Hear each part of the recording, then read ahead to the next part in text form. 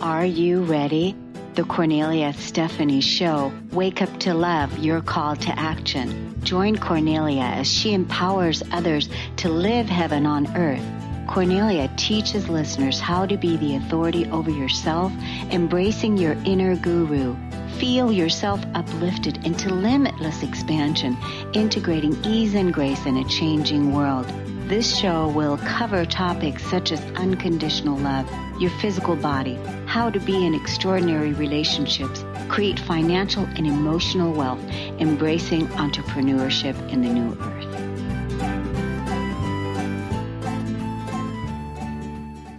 Good morning, everyone. Oh, there you are. Awesome. Okay, so let's breathe and let's begin the broadcast.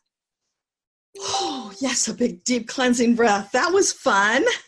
So it worked the other day. I don't know what happened today, but hey, everybody, welcome. Thanks for being patient. It has been some week here at the Hello Summit, right? The Change Your Mind and Change Your Life Summit that has been presided over by the fabulous Kornelia Stephanie. So thanks for being there with us through all the tech glitches. You know, Kornelia, I have to bring your bio up so that I can introduce you because we lost that in all of this kerfluffle. So here we go. Let me tell you a little bit about Miss Kornelia Stephanie. She's a spiritual teacher. She's a business and success coach. She helps women to be the authority in all areas of their lives as they reclaim their personal power. She mentors women to live their life dreams by being intentional in creating their future. As the CEO of her own coaching and consulting business, she helps conscious entrepreneurs to be seen and heard while creating a larger impact. Kornelia is a spiritual teacher located near Seattle, Washington. She's a TV and radio host with a media platform at Transformation Talk Radio in Seattle, Washington. So, Kornelia, you have been here all week, hanging out with us, making everyone come forth and bring their very best. So today is our chance to shine the spotlight on you. We have watched you stay calm, cool, and composed when challenges like speaker illnesses and tech glitches and another one showed up. But you know, I know you, and I know there was a time in your life when things were really different. And in fact, you actually lived under the shadow of suicide, which is so hard for me to believe as I know you and see you today. Can you share a little bit about that with us? Sure. I just want to say it's been an incredible week.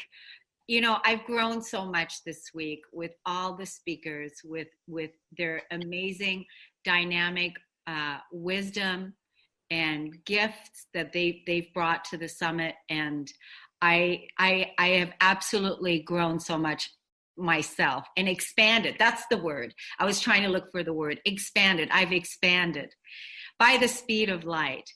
And so when you're talking to me about the shadow of suicide, is that I came in to this incarnation with I was a suicidal soul. And one of the things that, I mean, I know this today, but at the time in my early part of my life, when I tried to commit suicide many times, when I wanted to take action on doing that was, at the time, I was not conscious that I wanted to kill myself, other than knowing that, okay, I want to kill myself, but I wasn't conscious like I am today. Like today, I can't even remember really, or even imagine ever that I would ever want to take my own life and that I would want to kill myself, because I totally have healed myself from that core wound. And that core wound was an emotional core wound that was so deep. It was almost like, you know, Deborah, because you channel you're the voice of the Akashic records. The emotional core wound was so deep that this came in from another life. I came in with this. And this was almost like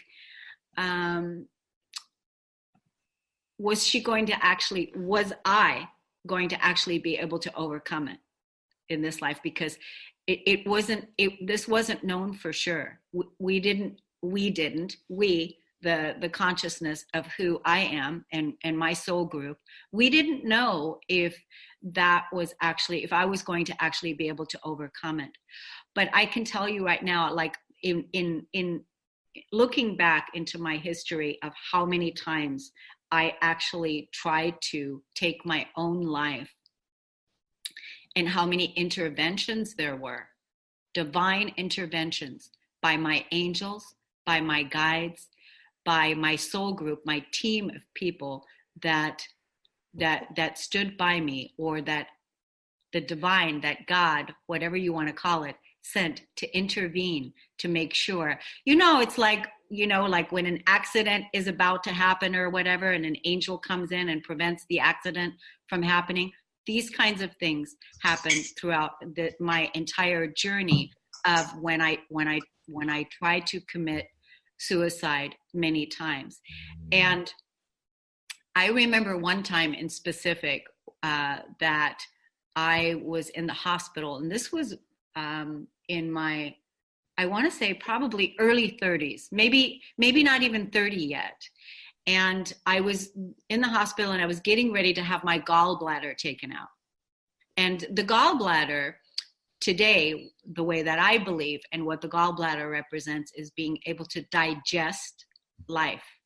So even back then in my early 30s, or I wasn't even 30 yet, I already had a diseased gallbladder, because I just couldn't digest life. I just could not digest it.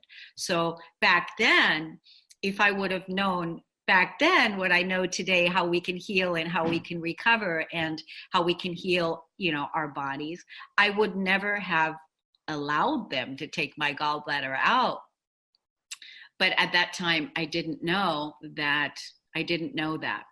So I'm going into the hospital, and the night before I go into the hospital, I still had that suicidal, that a preoccupation, if you will, of emotion, where I always felt like I could take action towards it, action on it, meaning that the emotion was activated, and when an event would occur or something in my life where I was triggered, where the pain just became too unbearable, too much, I wanted out. That's what it was. It was that I wanted out. There was so much pain that I had to look at in my own foundation, from my childhood, my upbringing, what I was overcoming, and then with what was going on in life, that I was constantly being faced with this feeling. And that's why I know today, I've overcome this suicidal wound now since September 17th of 1993 was the last time that ever happened. And since that time, I'm so grateful that I never succeeded. Oh my God. Going back to the hospital now, the night before I'm going into the hospital, I was not in a very good place at all. And I was thinking to myself, well, guess what? I'm going to the hospital tomorrow. They're going to remove my gallbladder.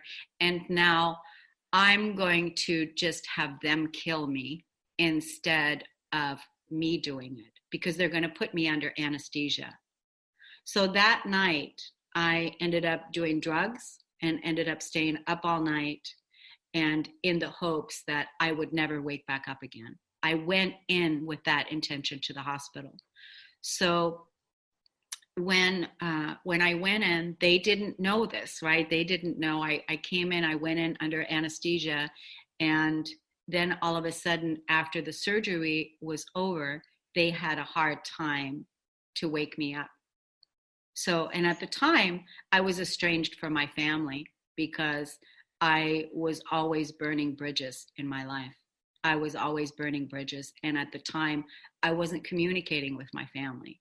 So my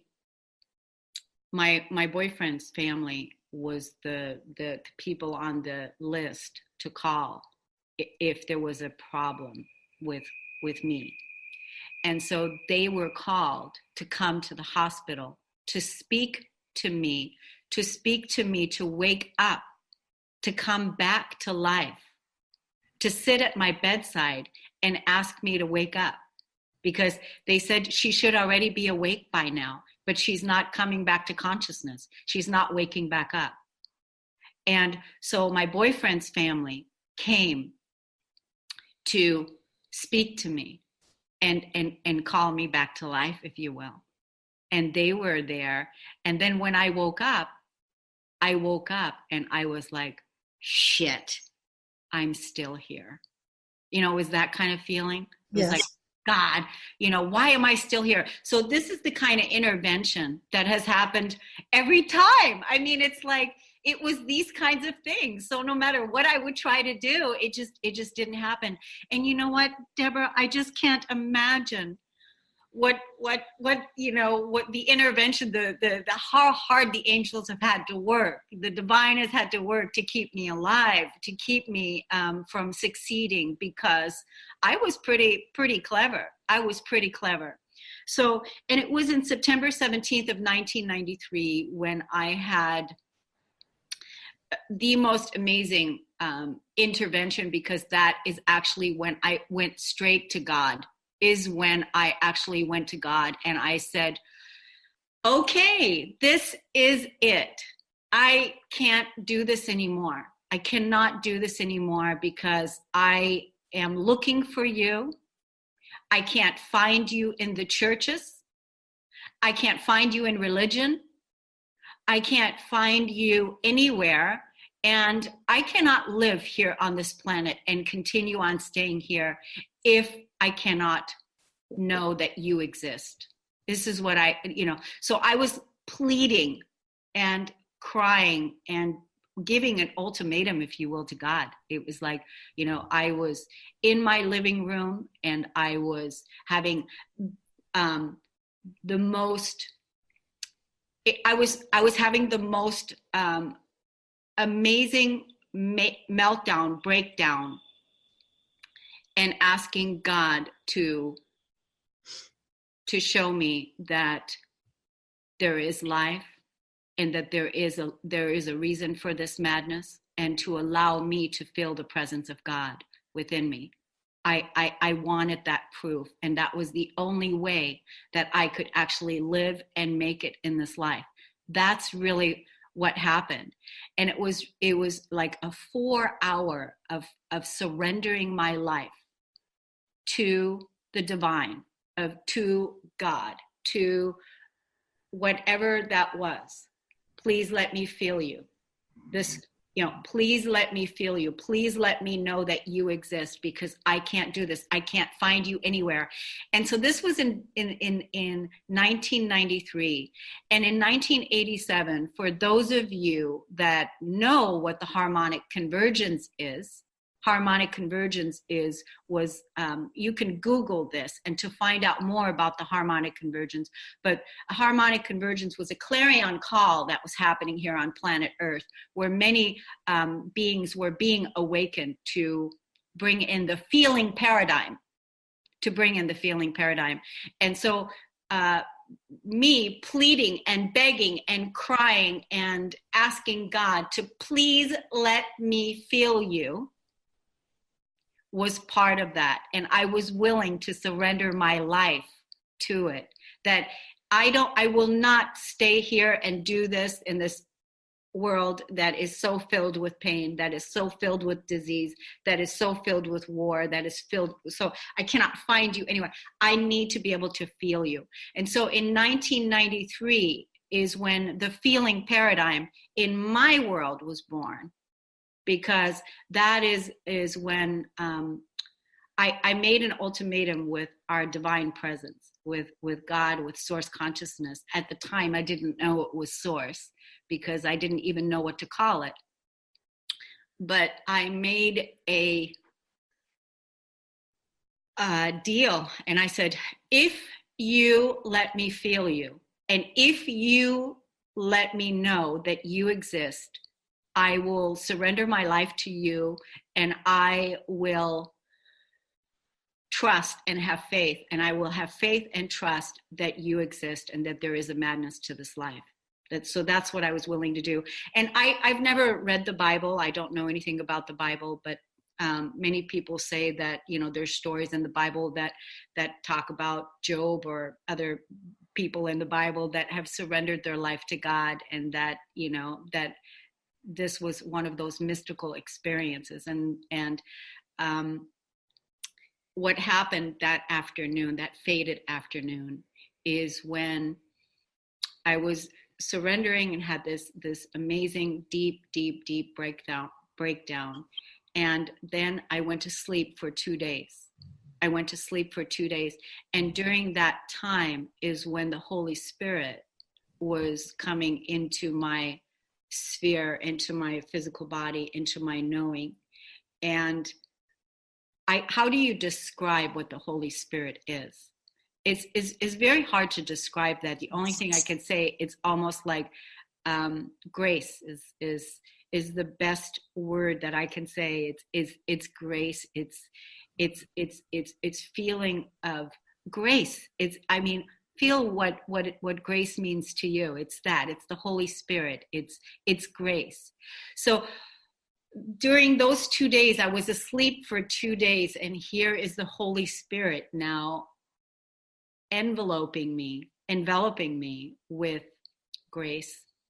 And when I woke up from my sleep for 2 days, I had a knowing within me that now I have what it is that I was looking for. I have the grace. I trust and I know that God is within me. I have the feeling. And I did say to God, source, I did say that if you let me feel you, I will be and do whatever you want. I am yours. I am yours. And it was amazing because after that feeling, after that 2-day experience, what ended up happening was I became homeless. Everything, all of my belongings, everything I had was taken from me. And as I was going through that experience, you would think that if that would have happened to me before my meltdown and before my breakdown and before my promise to the divine that I'm with you, that I would have been in a state of panic. But as I was becoming homeless and going through having everything taken from me, I simultaneously knew that this was a karmic clearing of the highest order. And everything, all my karma was being cleared. Everything that I've done in my past was all being cleared. And now I get to really practice what I asked for. And that is to live in faith and to be in faith and to have a clean slate. And I asked for source energy, for God to let me feel you.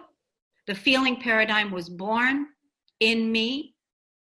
And now there was a clearing that was happening. And there was, and I was not afraid. I was not afraid. I was in a hotel. I went to a hotel because I lost my apartment. I was homeless, all of these things. And then a hotel became available. And then I went to a hotel.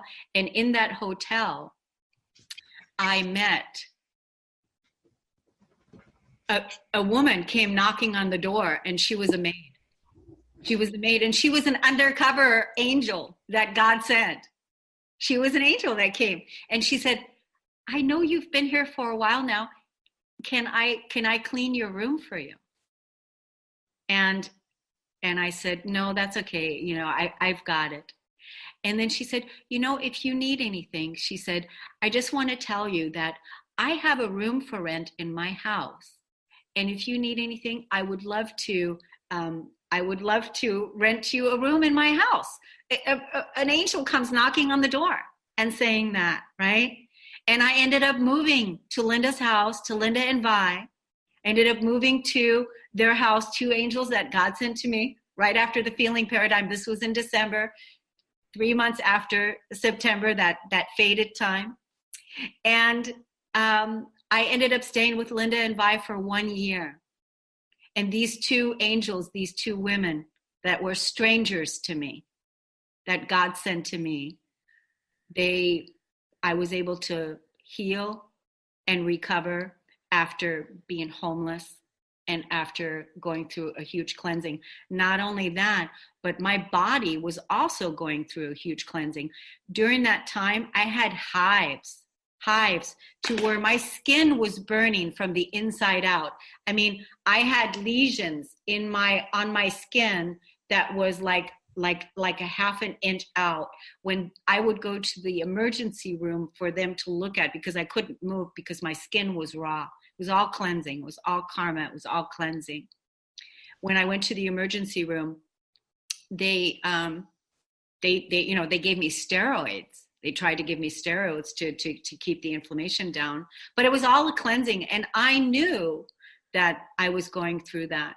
So Linda and Vi were the ones that, the angels that were sent after I had this breakdown, and after I had grace come in, and after I asked for the Holy Spirit. I didn't ask for the Holy Spirit, but I asked to fill the presence of God in my life.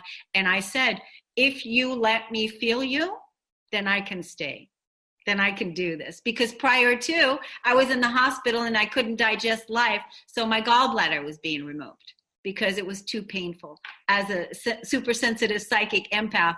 So this is what I had to overcome as a suicidal soul. And that's why I know that people that commit suicide and that want to commit suicide, it's an emotion that they're acting on, and they don't have to act on that emotion. That it's not really that they want to kill themselves and harm themselves and do harm to themselves. That's the last thing in the world they want to do. It's that they want to kill the pain. That's what they want to kill. And so that is my suicidal story.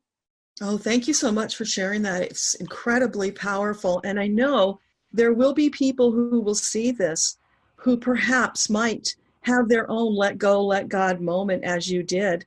And you have just demonstrated so beautifully that when you change your mind, miracles come in and you change your life. And then look where you are now. Who would have ever thought that suicidal woman who couldn't even wake up after surgery, she was so far gone, would be this powerful star maker that you are today. So I'm really excited to share some more of your story with the audience. You talk a lot about championing the humanity's sovereignty to have their own authority over their life so that they can be empowered creators. Now, because I'm a metaphysical person, I understand that, but there are a lot of people who don't. Could you elaborate? So championing humanity's sovereignty is, when I say that, it's a projection that I am putting out that I want for all of us. It's because what I've done for myself. And what does being sovereign mean?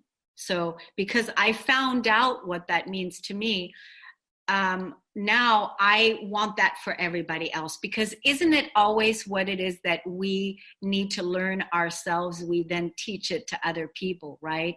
Yes. And so part of my journey now is remembering and awakening to the truth of who I am. And everything I've done for myself is what I help other people do. So when I'm talking about championing humanity's sovereignty, what does being sovereign mean? So I know what it means to me, but I want to ask the audience, what does sovereignty mean to you? Because as you also said, the authority over one's own life.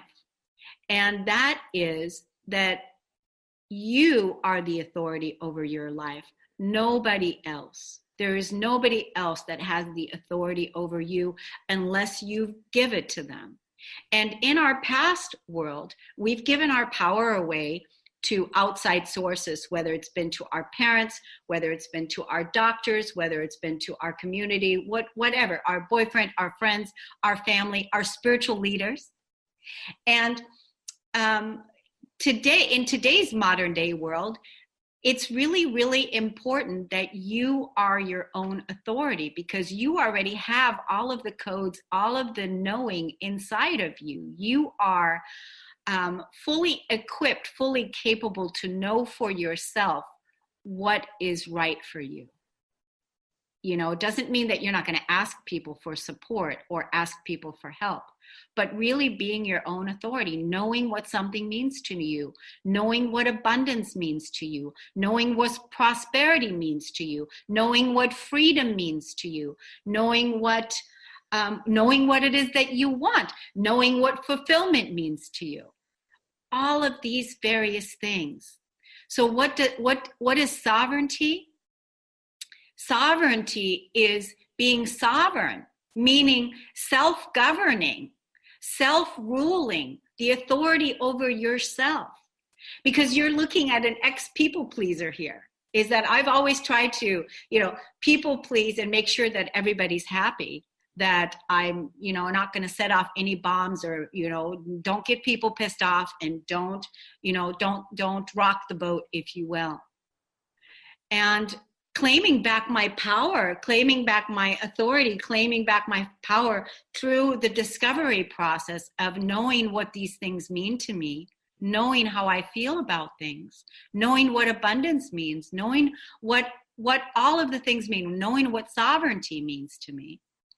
That's what I want for other people to, and I champion humanity's sovereignty, the authority over one's own life as empowered creators.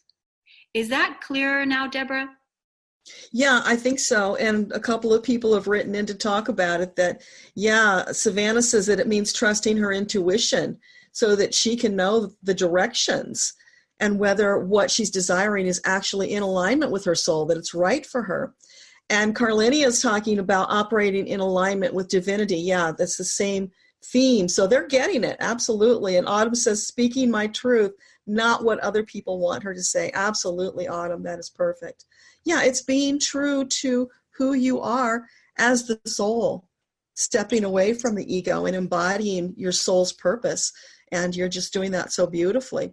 Now, you also talk a lot about stepping out of the shadow into the light, which is so perfect when you take the segue from our conversation earlier about that huge shadow you lived under of suicide. So I can see why this is so important to you. And you've got 6 points you want to talk about. So can we just do a real rapid round here and go through those 6 points? Sure. Awesome. So the first one is, why is it important to work with the shadow? The shadow is where the gold is. The shadow is where your divinity lies. The shadow is where the healing can happen. And when you embrace the parts of yourself that have never been loved, that have never seen the light of day, that have never been acknowledged, that have never been loved free, when you embrace the shadow, that's where the gold is. That's actually where God is, or whatever your higher power is. That's where source energy is. That is where the gold is. It's in the shadow. Because the truth is that we are not victims. We are empowered creators. That's the truth. The truth is that we are sovereign. It's just that we're going to the shadow to claim back, reclaim back all of those parts of ourselves that we have given our power away over lifetimes, this lifetime and other lifetimes, because we're healing our ancestral lineage. We're healing. We're recovering a lot of ground, I should say. So really, as far as when it comes to the shadow, it's where you're not feeling good enough. And that is where the gold is. The gold is in the shadow, and actually God is in the shadow. Yeah, I see that as that little child who's cowering in the closet, afraid, yes, and not feeling good enough. What about the shadow and projection? This is a really good one, the shadow and projection, because this is a beautiful, Carl Jung, right? Yes. Carl Jung says it's a psychological law that what we will not suffer inwardly through conscious recognition of our shadow, we will suffer outwardly as a result of our unconscious projections into the world and around us. He thereby gives people the most awesome charge that they can possibly receive throughout their lives: the withdrawal of their own projection upon others and dealing with their own shadow themselves. Our relationships, our family, our work, the events in the world offer us the perfect opportunity to release this old dense energy from the body and reclaim our power. Working with the shadow, the questions are: what and who are your triggers?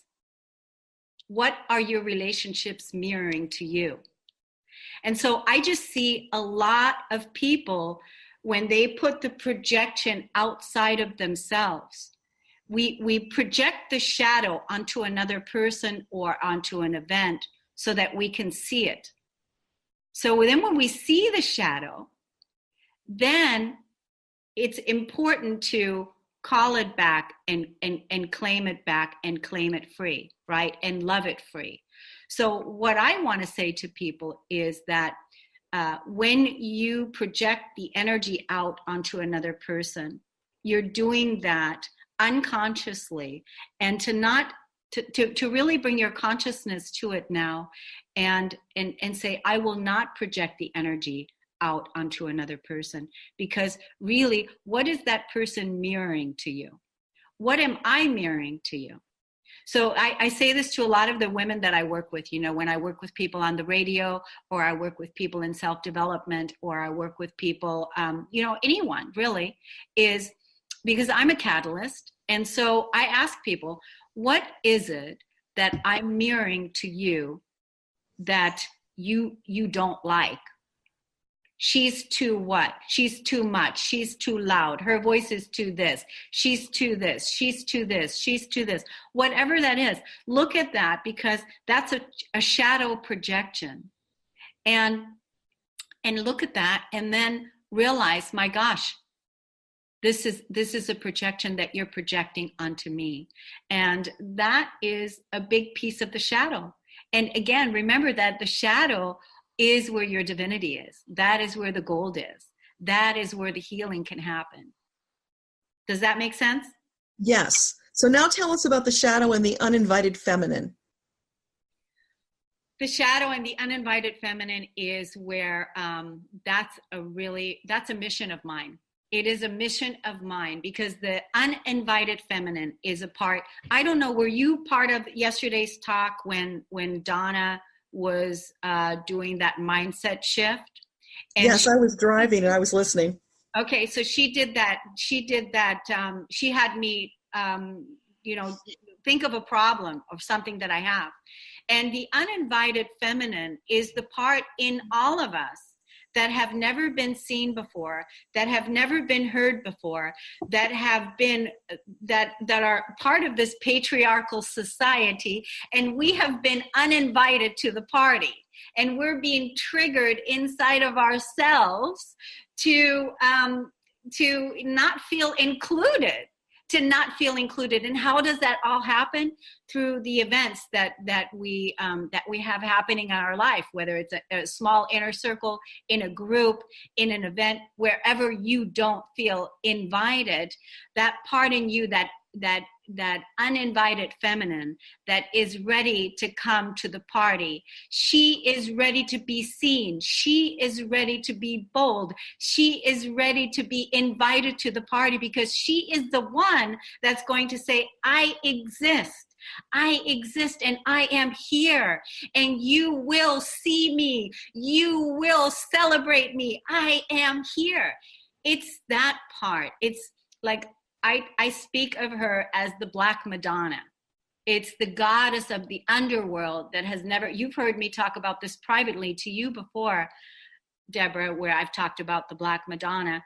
Just this week, I was triggered with this energy in a family situation where I wasn't invited and I wasn't included. And right away, so when Donna was saying, you know, at what scale is it? Where are you? At an 8. And I'm so tired of telling this story. I don't want to see it anymore. It happened to me. It's happened to me. And I know why it's happening. It's happening so that the divine feminine that is, it's the Western woman, like the Dalai Lama says, that is leading the world. It's the Western woman. So it's the divine feminine, all of us, that hasn't been seen, that hasn't been heard, that hasn't been invited. And that is who I stand for. I am fierce in clearing that energy. And I know we're not done yet. We're not done, because there's more events that are going to be occurring over this next year, especially with the Saturn-Pluto conjunction in astrology, of what we're going to be up against with the things that are changing on the planet. So the uninvited feminine is the one that I stand for, the Black Madonna that has never been invited to the party, that hasn't been seen first, that hasn't been acknowledged.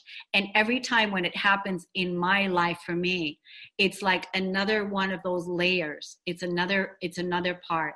And all of us have this energy, especially women, especially the women. Think back, ladies, in your own life right now, where you haven't been invited to the party, where you feel excluded.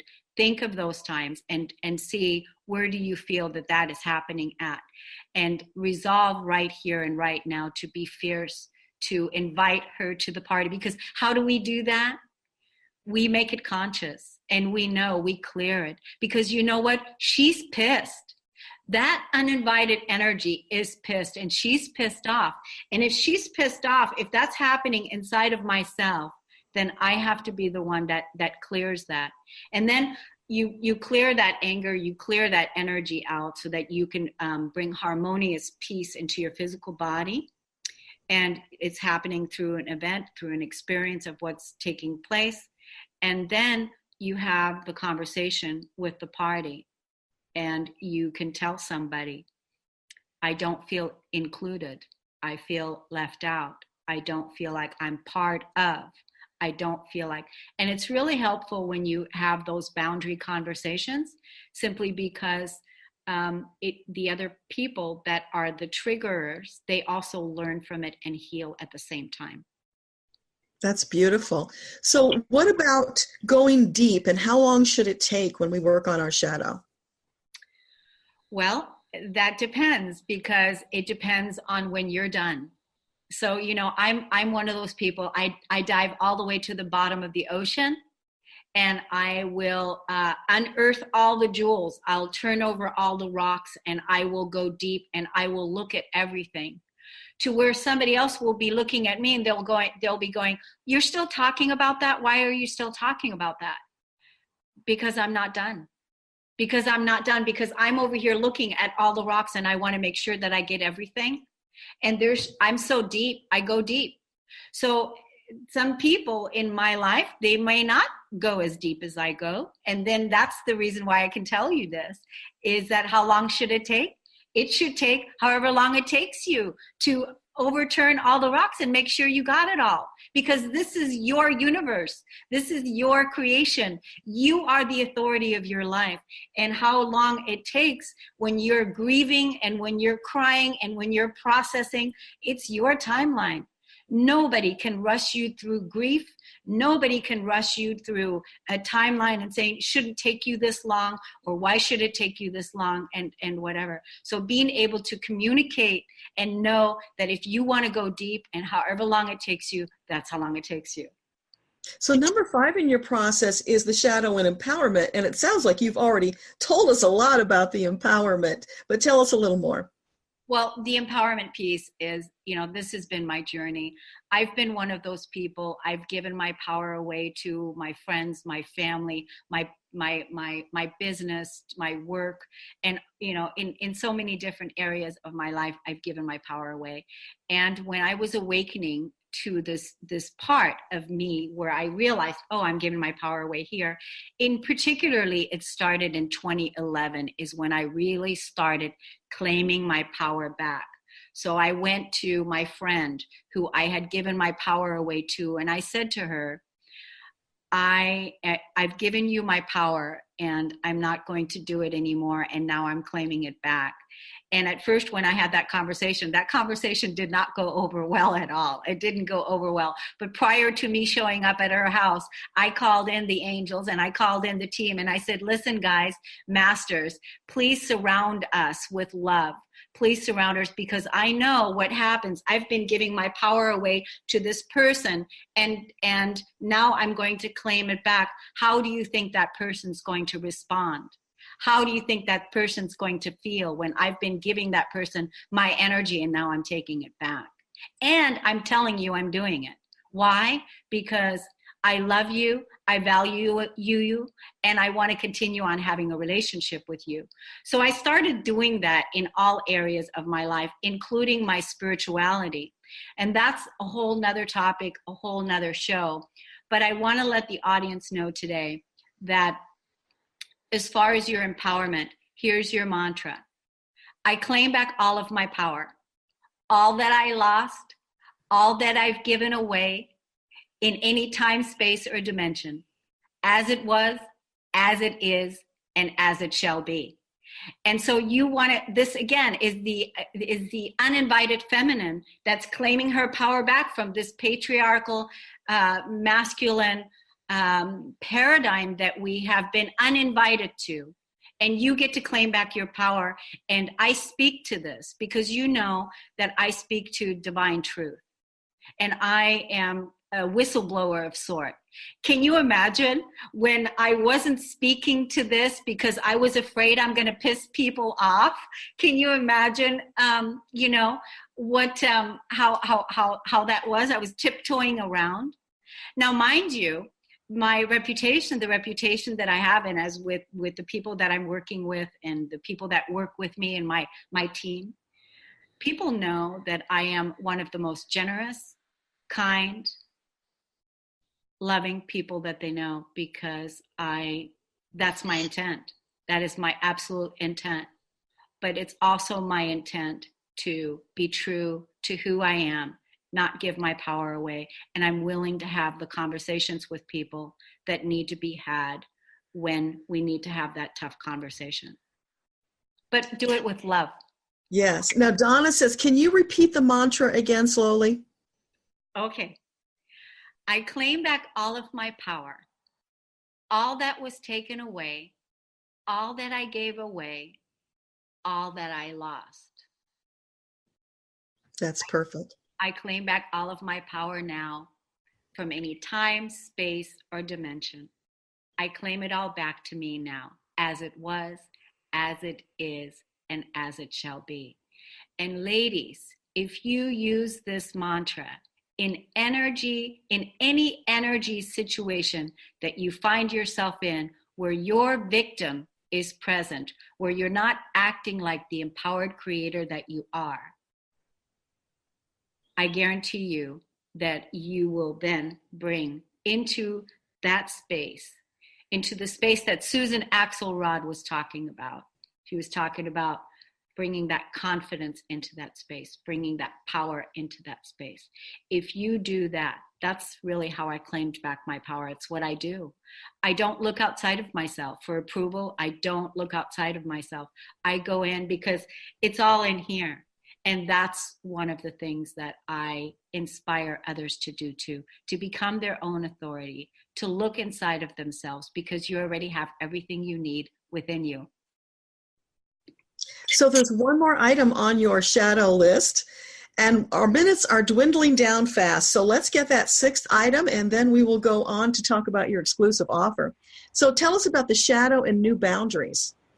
Well, I did touch on that a little bit. Is, when you're claiming back your power in relationships that you want to stay in, is also, being clear about what your boundaries are, communicating your boundaries that, hey, I used to do this and now I'm not going to do this anymore. This is important that I have my space. It's important that I need some processing time. It's important that I'm doing this. It's like communicating your new boundaries. It's important to communicate them where before you've given it all away.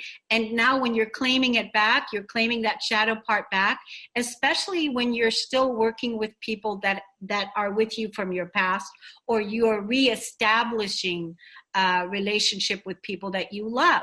So it's important to communicate those boundaries and be fearless in it, because there is nothing to fear. It's like you have to set the stage of how you want this to be now. That's perfect. Thank you.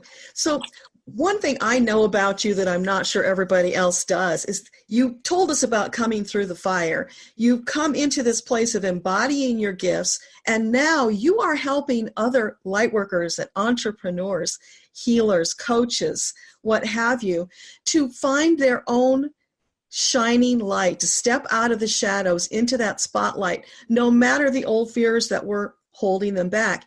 And what I've observed is you have this unique talent of helping them to go deep in with themselves, to find those gems that they have waiting to come out and share with the world. You are a beautiful development agent, and you are offering a fabulous exclusive offer that is not available anywhere else. And it is like the biggest bargain I have seen, to work with you so that these people can be seen, those who are ready to step into the spotlight. So tell us about that. So there's an exclusive offer that I made available just for this summit. And that is for people that want to work with me on the radio, people that have their message and that want to bring their message out to the world, or you have a product, or you have something to say, or, whatever it is. Everything that we talked about here with the shadow, the emotional work, the empowerment, all of those things naturally get resolved in working with me. So that's also another reason why when people work with me and they go with me on the radio, or they work with me in personal development, these are the things that we work on. So I created 8 special slots for anyone that now wants to get their message seen and heard out in the world through Transformation Talk Radio. And then also I have a new other platform that I'm going to be rolling out very shortly that's called Jaguar TV. And so for the summit here, I created 8 slots that I think it's $9.97 for 6 radio slots together with me. You have to look at the offer. I think that's what it is, for 6 slots for $9.97. And you can also split payments and make payments with if you want to split that in half. And here's the beautiful thing about that is the uninvited feminine, the part of you that has never seen the light of day, to have a space, to have a platform for her to be seen, for her to be heard, for you to get your message out, a professional platform for you to attract your 5-star clients, for you to receive the income that it is that you're looking for. In working together with me, I created a special offer. It is only for this summit. It's not something that I offer outside of here. And it's so everybody, needs to know that. So is that clear? That's clear. And you also have a free offer that's for everybody who's participating. Yes, I think the free offer that I have is a PDF of the Keeper of the Garden course. The Keeper of the Garden course is a 21-day journaling of how you can work on releasing your emotions so that you can see what energy you're projecting onto your family, onto your community, so that you can see your projection, that you can look at your gratitude every day, 5 things that you're grateful for 21 days. And if you do the Keeper of the Garden with the free PDF for 21 days, you can really change your reality right now and make peace with your past. That's what that is. But I also have, for those of you that want the audio course, you want to listen to my meditative voice, not my loud voice right here, by the way, but my meditative voice where I have 21 audio recordings. You can also get that at my website at korneliastephanie.com. Go to the top, it says Keeper of the Garden, click on that, and you can purchase the Keeper of the Garden there for $21. That is fabulous. So everybody should rush and grab that now and start changing your life. Start getting into that space of letting go and let God and expand into the beautiful purpose that you came here. Now, you had something you wanted to talk about that's really important to you. I don't know how long it might take, so I think we're going to segue right into that. And if there's time, then we'll come back to other questions. So, Kornelia, tell us, what do you believe the world needs? Is love. Sweet love, it's the only thing that there's just too little of. What the world needs now is love. And here, don't we always have time for love? I mean, this is it.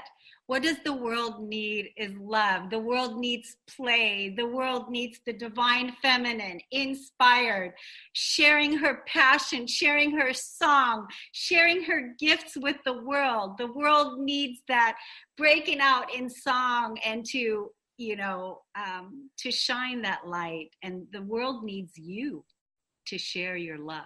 That's what's important. That is so beautiful. And the audience here is just cheering you on. They love it. You're shining. Sing it out, Kornelia. You're getting lots of validation on claiming the power back. That message is really resonating. Beautiful. I want to say something, like when I want to say something about this was an important piece about, after I had the Holy Spirit come into my life and everything changed. I walked empty for a long time, which means that when I say empty, I didn't know I didn't know yet about how this was all going to unfold. And I remember one day in January, after that September timeframe, I was walking down the street and I was questioning about, who is God? What is God? Who is God? What is all of this with God?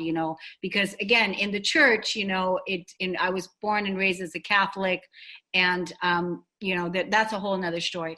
But so I was walking by this Christian store, and I was walking by outside, and they had this thing sitting on their counter that had keychains. And as I was walking by, I saw this one keychain, and I was in the question at the time of, now exactly what is it that God is? What is that? What is God? And I'm looking into the store and I see this keychain and I walk up to it and there was the message: God is love. And you know what? I mean, I was broke, but whatever money I had, I bought that keychain and I put my keys on it. And I said to myself, okay, now if I can do anything that I can do is, if I can do everything with love, then that means that I'm serving God. That means that I'm doing my part. That if I do everything that I do out of love. And so in the discovery of who is God, what is this whole world, what is this all about? If I do everything that I do out of love, then I'm serving God. And that right there is my religion. That is beautiful. I was just thinking yesterday that so many of us were brainwashed as children in the churches that we are not worthy. We are these despicable sinners, and no wonder so many of us feel we're not good enough. So I love that message, and sing it and shout it out that you are beautiful and perfect and magnificent. You are so loved. God did not make junk. You are beautiful. Yeah, and this is the part that I want to share with the audience. See, I know this now, right? I don't have to work on it. It's not even something that it's a knowing now within me after doing all the work, after doing all the emotional core work, after doing all the work and going through the journey. I know this now. And that's why it's almost like the way I feel, like I'm out of the way now. And now I get to just help other people shine the light on them. And that's why I love working with people that are ready to face their not good enoughs, that are ready to face their shadows, that are ready to face their projections, and put that nonsense to sleep, put that nonsense to rest. Let that part of them go so that they can play a new movie. And the new movie that's going to be, the new movie that's going to play is going to be, when does the pain stop? When the victim, when the ego, when the addict are no longer playing parts in your movie, and when they have been retired and now you are coming from a sovereign place, an empowered place. You're coming from the truth of who you are.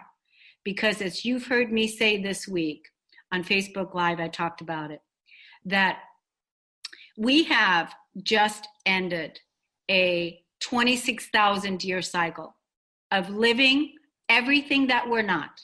The not good enough, the shadows, all the things. Carl Jung, Jesus Christ, Buddha, Krishna, 26,000 years we have been living everything that we're not. And ladies and gentlemen, the new paradigm, this new cycle beginning now, the Aquarian consciousness of where we are today is living and remembering everything that we are. And everything that we are, we haven't even begun to touch the surface. Amen. Our souls are like these beautiful birds that are ready to soar. So, speaking of soaring, you have asked everybody this week, what is their desired outcome from being a part of this experience? So, Kornelia, what do you see for yourself next?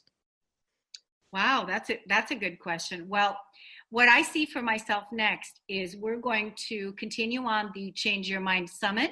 We're going to actually roll another one out in the fall, and we're going to keep it going over the months up to the fall. I see myself going to Africa, going on a safari. I see myself going to that orphanage that Autumn sent me pictures of, and I see that my Jaguar TV channel, which is all upcoming and new, that I'm creating TV channels for people that are ready to be seen, to be heard on television and have their own TV channel. My TV channel is called Roku TV, and not Roku TV, it's called Jaguar TV on Roku TV. And my channel is about new life, new body. And the Jaguar teaches us to live in impeccability and reach our highest human potential.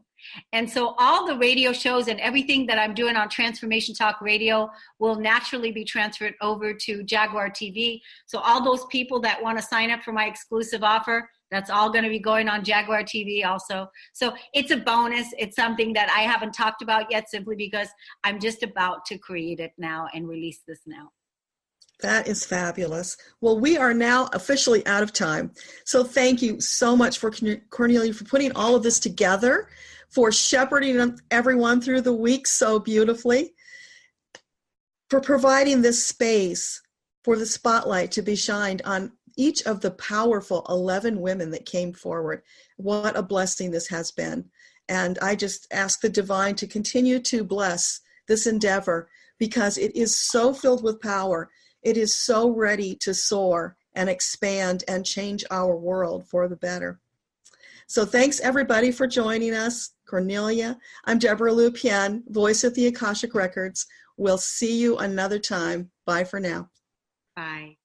You've been listening to the Kornelia Stephanie Show, Wake Up to Love, your call to action. Tune in each week on Transformation Talk Radio. Kornelia's joy is to engage others in practical ways, showing us how to live in the new earth in harmony with our true nature. For more information on Kornelia and her extraordinary work, or to listen to past shows, go to her website at korneliastephanie.com.